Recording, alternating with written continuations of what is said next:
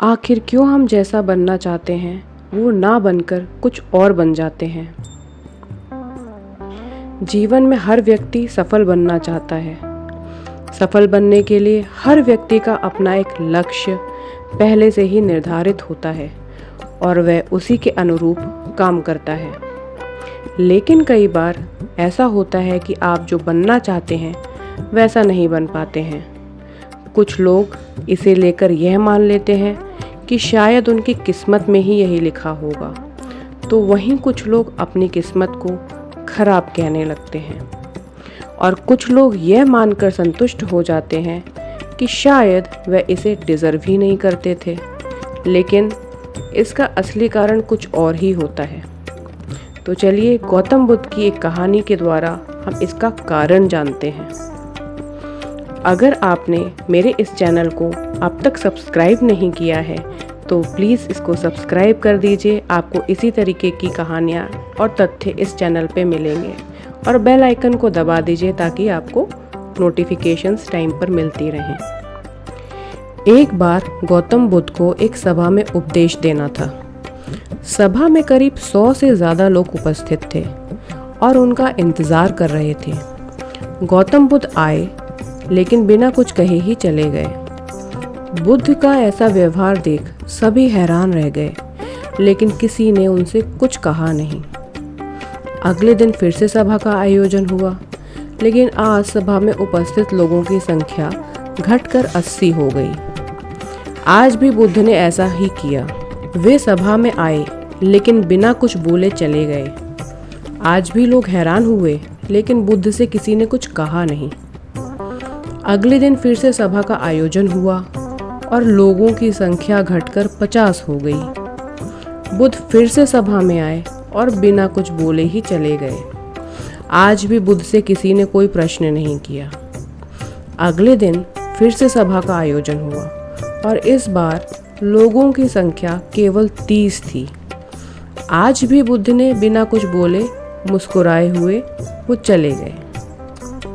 आप कहानी को सुनते हुए इरिटेट हो गए होंगे और सोच रहे होंगे कि आखिर बुद्ध को कुछ बोलना ही नहीं तो बार बार सभा का आयोजन क्यों हो रहा है। ठीक इसी तरह सभा में मौजूद लोगों को भी गुस्सा आ रहा था, लेकिन इसका जवाब जानने के लिए आपको धैर्य रखना होगा। अगले दिन फिर से सभा का आयोजन हुआ और आज सभा में केवल 15 लोग ही उपस्थित रहे, लेकिन आज गौतम बुद्ध ने अपना स्थान ग्रहण कर लिया और उपदेश देने के लिए बैठ गए। बुद्ध ने जिन 15 लोगों को उपदेश दिया वे उनके भिक्षु बन गए और इन लोगों ने आगे चलकर बुद्ध के ज्ञान को अलग अलग दिशाओं में फैलाया। एक बार इन लोगों ने बुद्ध से प्रश्न किया कि सभा का आयोजन होने के बावजूद भी आप क्यों कई दिनों तक बिना बोले ही चले जाते थे। बुद्ध ने उत्तर दिया, मैं उन लोगों की खोज में था जो लायक हों। सभा के पहले दिन 100 से भी ज़्यादा लोग थे, लेकिन उनमें से ज़्यादातर लोगों को मेरे उपदेश से कुछ मतलब नहीं था। इसके बाद जो लोग अगले दिन आए उन्हें भी मेरे उपदेश से कोई मतलब नहीं था।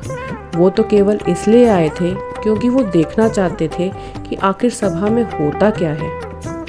लेकिन मुझे ऐसे लोगों की तलाश थी जो मेरे ज्ञान को जन जन तक पहुंचाएं।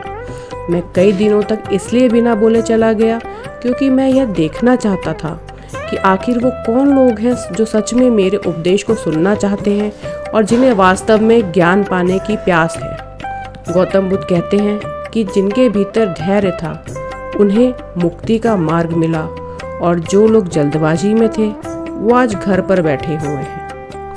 बुद्ध कहते हैं कि जिन लोगों में धैर्य का गुण होता है वे जीवन में कुछ भी पा सकते हैं, फिर चाहे अपना लक्ष्य कुछ भी हो। बिना धैर्य के कोई भी सफलता के लक्ष्य तक नहीं पहुंच सकता। तो धैर्य को कैसे बढ़ाएं? आज भागदौड़ भरी जिंदगी में लोगों में धैर्य नहीं है। सभी में जल्दीबाजी और शीघ्र अतिशीघ्र किसी कार्य को करने की होड़ मची है। लेकिन गौतम बुद्ध बताते हैं कि अपने भीतर धैर्य को कैसे बढ़ाएं। बुद्ध कहते हैं निरंतर अभ्यास से हम अपने भीतर के धैर्य को बढ़ा सकते हैं। यानी आप जो भी बनना चाहते हैं उसके लिए धैर्य की आवश्यकता है। तो धैर्य बनाए रखें, परिश्रम करते रहें, सफलता अवश्य मिलेगी। तो ऐसे ही कुछ तथ्य और रोचक कहानियों के लिए आप मेरे इस चैनल तथ्य विद मेघना को सब्सक्राइब कर लीजिए। वीडियो अच्छी लगी